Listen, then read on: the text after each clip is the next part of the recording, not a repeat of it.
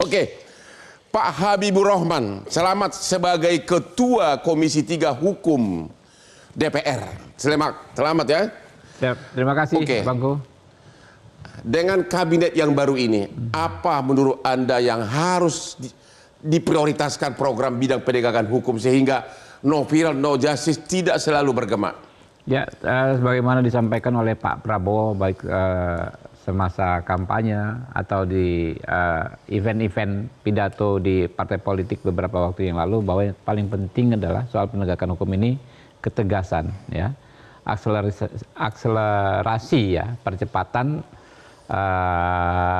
reformasi penegakan hukum itu memang tergantung dengan aparatnya, ya. Aparat itu tergantung lagi kepada para pimpinannya. Nah, pimpinan itulah yang akan nanti terus memacu kerja seluruh jajaran di instansinya dengan memberikan contoh.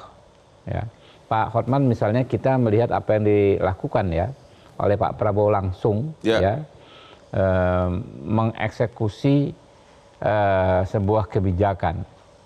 Beberapa waktu yang lalu ada ada sekelompok hakim datang ke kami, ke Komisi 3, ke DPR RI, Komisi 3 belum ada kemarin, mengadukan nasibnya. Padahal mereka adalah penentu keadilan tetapi hidup dengan tidak sejahtera, ya kan ya. Pak Prabowo nggak banyak nggak banyak waktu lagi, ya kan, nggak banyak basa-basi. Menelpon Pak Dasko yang saat itu memimpin persidangan, memastikan peningkatan kesejahteraan hakim secara signifikan. Dan langsung dieksekusi baru saja 2 hari yang lalu mungkin, ya. Atau ini PP-nya sudah terbit. Berapa gaji hakim sekarang? Peningkatan yang sangat signifikan. Pak Azmi berapa tadi? 20-an, Bang. Untuk tingkat pertama sekarang 30 juta sekarang. Waduh. Meningkat berapa ya? Berapa persen? Sangat-sangat signifikan, signifikan, ya. 60-70%. Waduh, selamat untuk para hakim sudah naik gaji nih, ya. 60-70%. Itu salah satu contoh konkret, ya. Pak Prabowo waktu itu kan baru presiden elek, belum pertama udah langsung hakim dapat. Nah, begitu juga dalam respon ketidakadilan yang dikeluhkan masyarakat. Keadilan itu kan bisa muncul dari mana-mana, Pak Hotman, termasuk dari Hotman 911. Misalnya, kita nggak bisa mengabaikan yang seperti itu. Nah, karena itu kita juga justru harus belajar pada sosok seperti Pak Hotman ini, ya kan, ya, pada mekanisme kerjanya yang nggak birokratis. Pak Hotman kan cukup membuka satu handphone saja, satu gadget, ya kan, bisa merespon.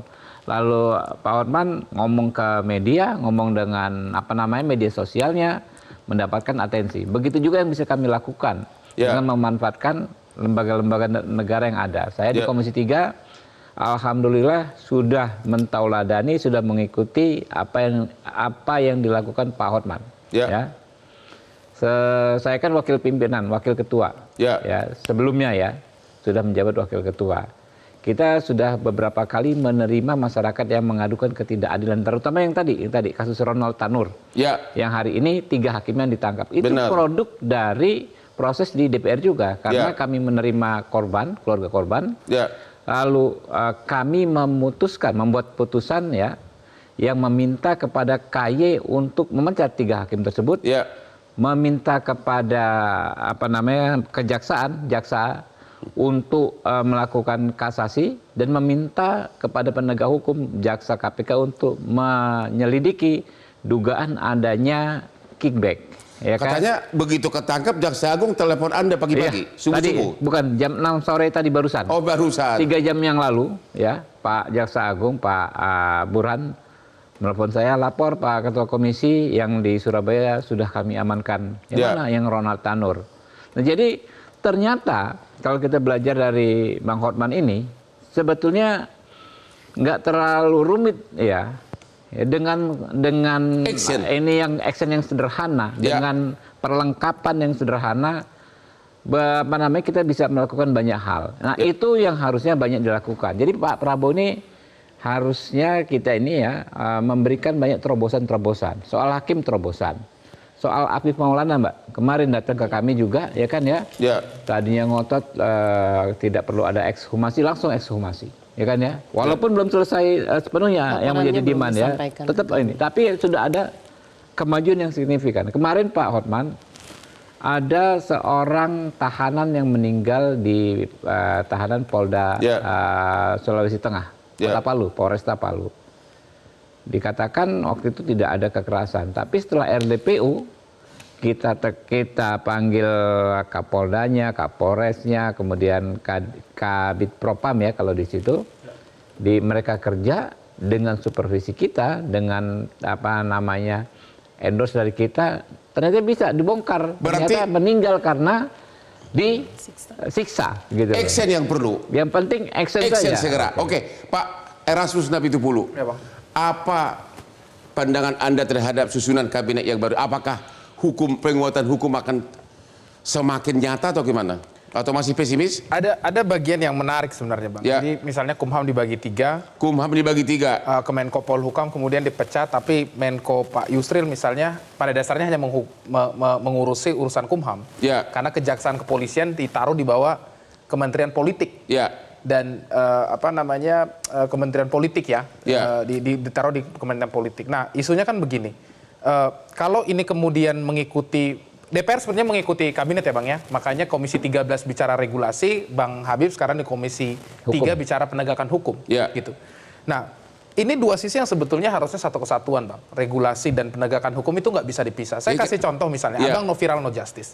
Kenapa banyak orang pergi ke Bang Otto, ke Bang Hotman, lalu ke Bang Habib gitu ya, untuk melaporkan kasusnya segala macam? Karena polisi kita overwhelmed, kepolisian kita banyak sekali tugasnya. Kenapa? Kebanyakan kasus kita datang narkotika, Bang. 70% kasus kita narkotika, 2 dari 3 kasus yang ditangani kepolisian kita itu kasus narkotika. Dalam jumlah yang sebesar itu, bagaimana kemudian dia bisa fokus di banyak kasus. Nah, kasus narkotika itu masalahnya di mana, Bang? Di Undang-Undang Narkotika. Nah, Bang Habib dulu waktu di periode yang lalu, Komisi 3 DPR sudah merespon, sudah meminta misalnya pemerintah merevisi RUU ya Bang ya, karena dianggap tidak bisa menyelesaikan. Jadi kaitannya ke pembagian Menko ini apa nih? Kaitannya ke pembagian Menko adalah ada bagian yang mana memang ini harus dijawab oleh pemerintah. Bagaimana memastikan supaya koordinasi ini bukannya lepas. Jadi Menko Politik sama Menko Hukum dipisah itu Anda tidak setuju? Bagi saya agak sedikit riskan nantinya Bang. Karena regulasi dan penegakan jadinya pisah. Tapi kan kita belum lihat ya Bang ya. Kita kan harus lihat dulu berapa hari ke depan. Ada 100 hari misalnya target ke depan. Yusril bidang regulasi, penegakan hukum Pak Budi Gunawan. Pak Budi Gunawan. Jadi kalau misalnya tadi Bang, undang-undang narkotikanya nggak beres, penegakan hukumnya akan tetap begitu. Harusnya satu kesatuan begitu. Overcrowding Bang, misalnya overcrowding lapas kita, 80% kasus narkotika.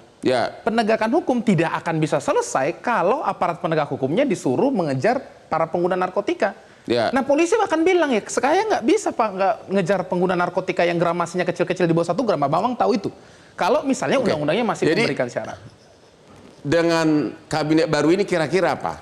No viral no justice masih berlaku, masih tetap Hotman dibangunin oleh para korban tiap subuh atau gimana? Saya prediksi akan seperti itu, tapi tadi Bang Habib memberikan jaminan sedikit ya bahwa actionnya akan cepat, kan begitu ya Bang ya? Actionnya akan cepat. Actionnya akan cepat, tapi saya rasa tidak bisa Pak Prabowo bertumpu terus dengan action. Pak Prabowo harus bangun sistem yang tepat.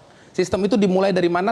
Perbaikan tata kelola regulasi, penguatan aparat penegak hukumnya. Dalam dokumen rekomendasi Pak Prabowo, misalnya 2 kali kami catat menyatakan setidaknya pada poin yang paling besar ya Bang ya, ingin memastikan penegakan hukum tidak menjadi penegakan kekuasaan dan politik. Itu kan penguatan aparat penegak hukum. Gitu.